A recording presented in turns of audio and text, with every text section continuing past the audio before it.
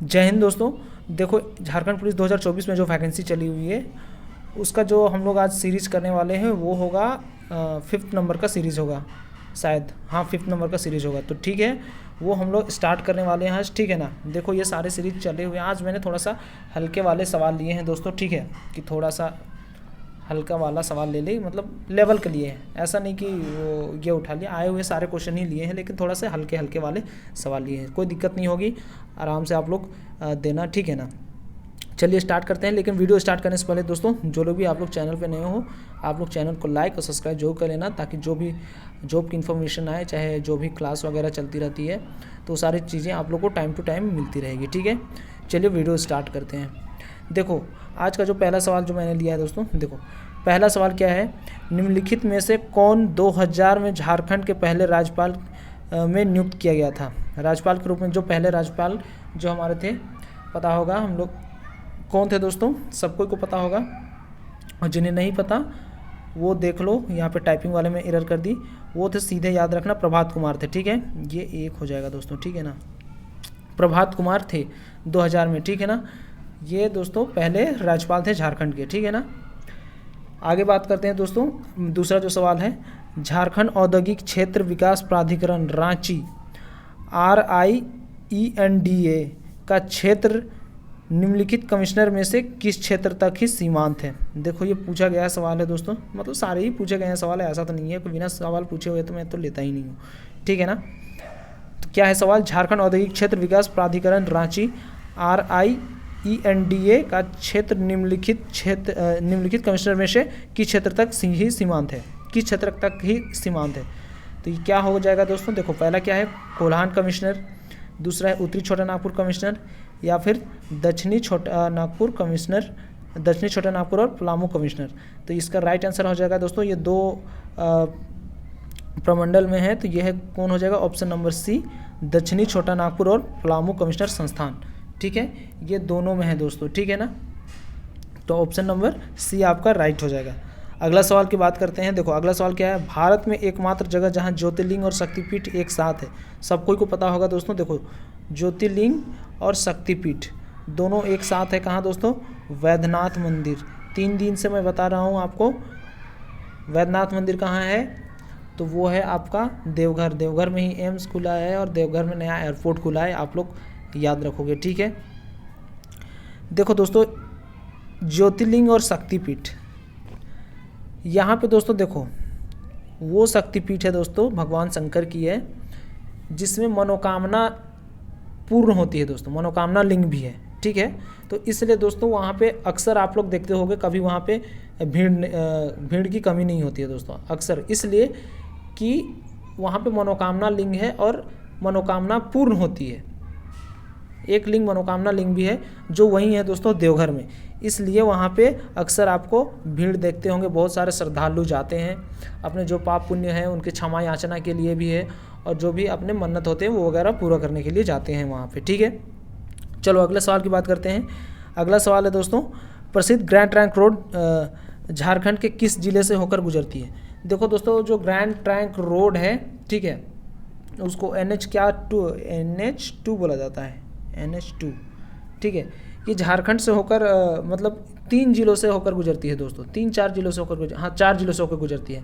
कौन कौन, देखो, ये पहला हजारीबाग, दूसरा है चतरा, हजारीबाग, चतरा और गिरिडीह और धनबाद। हाँ, गिरिडीह और धनबाद 4 जिलों से होकर गुजरती है। कौन कौन से, हजारीबाग, चतरा, गिरिडीह और धनबाद 4 जिलों से होकर गुजरती है दोस्तों। लेकिन यहाँ ऑप्शन में सिर्फ एक मिला है, गिरिडीह, तो ऑप्शन नंबर ए आपका राइट आंसर हो जाएगा, गिरिडीह। ठीक है, तो ऐसे चारों ऑप्शन आप लोग याद रखोगे, ग्रैंड ट्रंक रोड। ठीक, आगे बात करते हैं दोस्तों अगला सवाल की। अगला सवाल क्या है दोस्तों, झारखंड राज्य के निर्माण के बाद गुमला जिले से कौन सा नया जिला बनाया गया था। गुमला जिले से कौन सा नया जिला बनाया गया था दोस्तों, बोकारो, पलामू, सिमडेगा व रांची। बताओ दोस्तों, रांची किसी से बनाया नहीं गया दोस्तों। ठीक है ना, बनाया गया होगा तो सिमडेगा, बोकारो या फिर पलामू। देखो ऑप्शन देखो दोस्तों, क्या है, बोकारो, पलामू और सिमडेगा। तो ये दोस्तों क्या हो जाएगा इसका आंसर। देखो, रांची बनी बनाई मिली थी, बोकारो की स्थापना हुई थी, सिमडेगा की भी नया निर्माण कराया गया था, तो ये दोस्तों देखो ऑप्शन नंबर बी आपका पलामू हो जाएगा। ठीक है, इसका right answer option number B हो जाएगा पलामू। पलामू निर्माण के बाद गुमला जिले कौन सा नया जिला बनाया गया था दोस्तों? पलामू जिले के बाद। ठीक है ना। अगला सवाल क्या है दोस्तों? देखो झारखंड में कौन से जिले में अनुसूचित जनजातियों का सबसे ज़्यादा जनसंख्या है? अनुसूचित जनजाति पूछा है दोस्तों। अनुसूचित जनजाति सबसे ज़्यादा कहाँ पे है? तो अनुसूचित जनजाति सीधे फॉर्म में आप लोग याद रखोगे कहाँ? पूर्वी सिंहभूम, सिमडेगा, पलामू व बोकारो। देखो दोस्तों सबसे ज़्यादा अनुसूचित जनसंख्या क्या दिया है? अनुसूचित जनजातियों में सबसे ज़्यादा जनसंख्या है किसमें? तो वह दोस्तों पलामू में है। ठीक है, पलामू में है अनुसूचित सबसे ज़्यादा अधिक अनुसूचित जनजातियाँ। ठीक, अगला सवाल की बात करते हैं दोस्तों। भारत में कुल लौह अयस्क भंडार के संबंध में झारखंड के लौह अयस्क भंडार का अनुमानित हिस्सा कितना है? मतलब दोस्तों पूरे भारत में जो लौह अयस्क का भंडार है वो झारखंड कितना प्रतिशत है? तो वो भी आप लोग डायरेक्ट फॉर्म में याद रखोगे 25.7% है दोस्तों। ऑप्शन नंबर बी आपका राइट हो जाएगा, 25.7% है। अगला सवाल क्या है दोस्तों? 1857 के विद्रोह में पलामू के अंग्रेज के विरुद्ध किस कबीलाई ने विद्रोह किया था? दोस्तों आप लोगों ने पढ़ा होगा, तो ये कौन से कबीलाई थे? ये कबीलाई थे दोस्तों भोक्ता थे। ठीक है, खोंड नहीं थे दोस्तों, भोक्ता थे। ठीक, याद रखना। अगला सवाल क्या है दोस्तों? देखो झारखंड में शुष्क क्षेत्र में खेती मुख्य रूप से है। शुष्क क्षेत्र में दोस्तों खेती मुख्य रूप से कौन सी है? सूखी भूमि की खेती, बाढ़ के पानी से सिंचाई, नहर सिंचाई, इनमें से कोई नहीं। देखो दोस्तों नहर की व्यवस्था झारखंड में बहुत कम है, बाढ़ यहाँ आता नहीं है। ऑप्शन डी तो इनमें से कोई नहीं हो सकता है, लेकिन ए आपका राइट आंसर हो जाएगा, सूखी भूमि की खेती। झारखंड में शुष्क क्षेत्र में खेती का मुख्य रूप क्या है?